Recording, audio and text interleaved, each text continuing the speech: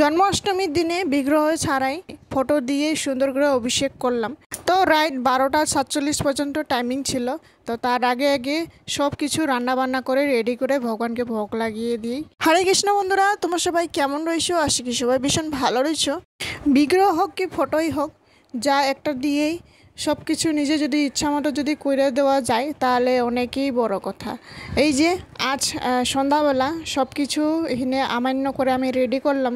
তো এখানে পটল, বেগুন আর করলা আর আলু আর আমি মিষ্টি কুমড়া ছোটো ছোটো করে সবগুলো কেটে আমি এই যে একটুখানি তেলের মধ্যে ঘি দিয়ে সুন্দর করে হলুদ লবণ মেখে সবগুলো ভাজাভাজি করে রেডি করলাম। তো এখানে পনিরের সবজি করব আমি। এখানে দেখুন, তো পনিরগুলো সুন্দর করে সাইজ করে কেটে নিয়েছি। তো পনির আজকে রেজিলা সবজি বানাবো, খুবই টেস্টি নতুন সবজি এটা। অনেক দিন পরে আমি একটা ট্রাই করলাম।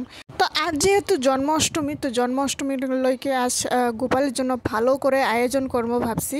তো এই যে আজ তৈরি করলাম এই সবজিটি। তো গোপালের জন্য তো স্পেশাল হতেই লাগবে। তো এই যে এই মশলার জন্য প্রথমে আমি কাজু বাদাম নিয়েছি 5-6টা মতো কাজু বাদাম, তারপর চালমগজ নিয়েছি আদা বাটি মতো চালমগজ, আর কিশমিশ নিয়েছি কিশমিশ 1 মুঠি মতো কিশমিশ নিয়েছি, তারপর আদা নিয়েছি ছোট আদা, তারপর 5-6টা মতো কাঁচা লঙ্কা, সবগুলো দিয়ে মিক্সিতে সুন্দর করে গ্রাইন্ড করে তারপর এই যে দেখুন তেলের মধ্যে একটু জিরা দিয়ে জিরা ফোড়ন দিয়ে তারপর তেজপাতা দিয়ে এখানে আমি এই যে মশলাগুলো ভালোভাবে নাড়াচাড়া করে ভাজাভাজি একটু হালকা একটু কালার আসা মতো। তো একটু পরে এই যে সুন্দর করে মশলাটি ভালোভাবে নাড়াচাড়া করে একটু ভাজা হয়ে যাওয়ার পর আমরা এই যে পনিরগুলো উপর দিয়ে দিই।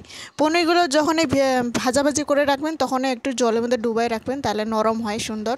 তারপর এই যে দেখুন সুন্দর এই যে পনিরগুলো উপর দিয়ে দিই, তারপর জল দিয়ে দিবেন, চুনটা মিক্সিতে সুন্দর ধুয়ে জলটি তো দিয়ে দিবেন 2বার মতো দিয়ে তারপরে যে সুন্দর 2-3 মিনিট উতলায় নেবেন। সামান্য একটু ইচ্ছা মতো একটু চিনি দিয়ে দেবেন সামান্য অল্পখানি। তারপরে এই যে দেখুন সুন্দর সবজি একেবারে রেডি, খুবই ভালো হয়েছে। গরম মশলা দিয়ে দিবেন, গোটা গরম মশলা প্রথমে একটুখানি দিয়ে দিবেন। 3-4 মিনিট উতলায় নেওয়ার পর তারপরে এই যে সবজি সুন্দর ঠিক গ্রেভি খুব সুন্দর রেডি হয়ে যায়।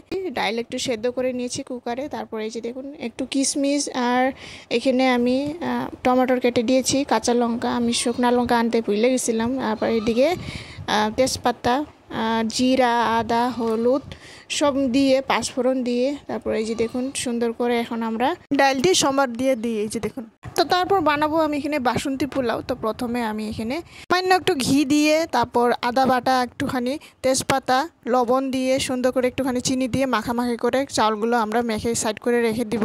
কড়াই মতো 2 চামচ মতো ঘি দিয়ে কিশমিশ আর কাজু বাদাম সুন্দর করে একটু লাল লাল হালকা ভাজাভাজি করে নিব। তারপর গোবিন্দ ভোগ চাউলগুলো উপর দিয়ে দিই, পরিমাণ মতো জল দিয়ে দিবেন। তারপর 2-3 মিনিট ঢাকনা দিয়ে রেখে দিব, সামান্য একটুখানি লবণ দিয়ে দিয়েছিলাম আগে।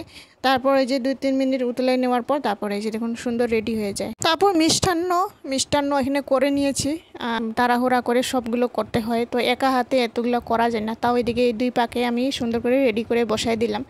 আর পুরি বানিয়ে নিয়েছি সুন্দর লুচি পুরি দিয়ে। তো গোপালকে তার দশটা মাইয়া তো কোলে করে বসায় লুচি পুরি দিয়ে সুন্দর করে খাওয়াইয়া দিত। তো লুচি পুরি সুন্দর খুবই প্রিয়, ভালোবাসে। তো এই যে আজকের আয়োজন সুন্দর প্রসাদ বানিয়ে দিলাম। এই যে দেখুন সবগুলো আয়োজন একবারে রেডি করে দিলাম। তো আমি মাটির বাসনটা সুন্দর করে রেডি করলাম, আজকে এইভাবে সাজিয়ে দিলাম।